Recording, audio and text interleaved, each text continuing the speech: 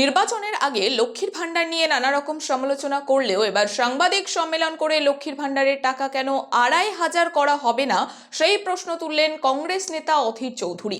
মঙ্গলবার সাংবাদিক সম্মেলন করে বললেন, ভারতবর্ষের অনেক রাজ্যে অনেক বেশি টাকা পান মহিলারা, তাহলে এ রাজ্যে কেন নয়?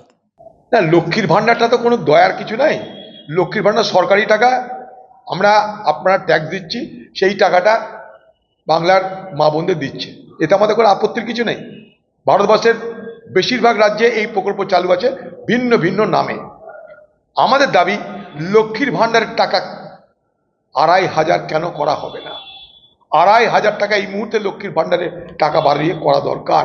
তার কারণ, যেভাবে বাজারে জিনিসপত্রের দাম বাড়ছে, বিদ্যুতের দাম বাড়ছে, জীবন ধারণের দাম বাড়ছে, তাতে লক্ষ্মীর ভান্ডারের মূল্য, লক্ষ্মীর ভান্ডারের টাকা, সেটাকে আরও বাড়ানো উচিত, সেটাকে ২৫০০ করা উচিত।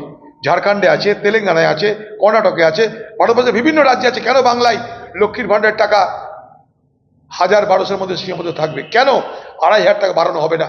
আপনার দলের নেতা মন্ত্রী শান্তি, তাদের রেট বাড়ানো হচ্ছে, তাদের দরদাম বাড়ানো হচ্ছে, তাদের বেতন বাড়ানো হচ্ছে।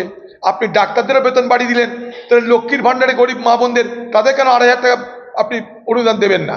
আমার দাবি এটা, যে বাংলার মা বোনেদের যে লক্ষ্মীর ভান্ডার নামে যে প্রকল্প দেয় অনুদানের, সেই অনুদানের প্রকল্প সরকারি টাকায় দেওয়া হয়, তৃণমূলের ফান্ড থেকে নয়।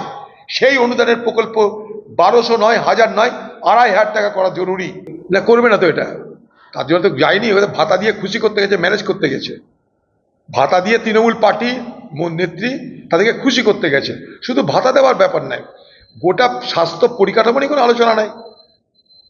আজকে এটাই দেখতে পেলাম আমরা, যে একটা মহিলার, তাকে ধর্ষণ হতে হলো, তাকে খুন হতে হলো, তারপরে ডাক্তারদের ভাতা বৃদ্ধি হতে হলো। ডাক্তারদের ভাতা বৃদ্ধি তো নতুন কিছু নয়, যে কোনো সরকারের করা উচিত। এটা প্রতিদিনের সমস্যার সঙ্গে, বাজার দরের সঙ্গে, সারা ভারতবর্ষ জুড়ে যে ডাক্তারদের বেতন কাঠামো আছে, তার সঙ্গে সমতুলতা রেখে এই রাজ্যে তো করা এমনি উচিত। কিন্তু আজকে একটা ঘরের মেয়েকে প্রথমে ধর্ষিতা হতে হলো, তারপরে খুন হতে হলো, তারপরে মনে পড়লো ডাক্তারদের এবার ভাতা বাড়ানোর দরকার। বিচার নয়, ভাতা বাড়িয়ে খুশি করো। ডাক্তার সমাজ চেয়েছিল বিচার হোক আমাদের সহপাঠীর, আমাদের সহযাত্রীর। দিদি বলল, না, এখানে বিচার হবে না, খুনের বিচার হবে না, ধর্ষণের। টাকা নাও, মুখ বন্ধ করে দাও। সুনিতা, মুর্শিদাবাদের সর্বকালের সেরা এবং ঐতিহাসিক বস্ত্র প্রতিষ্ঠান।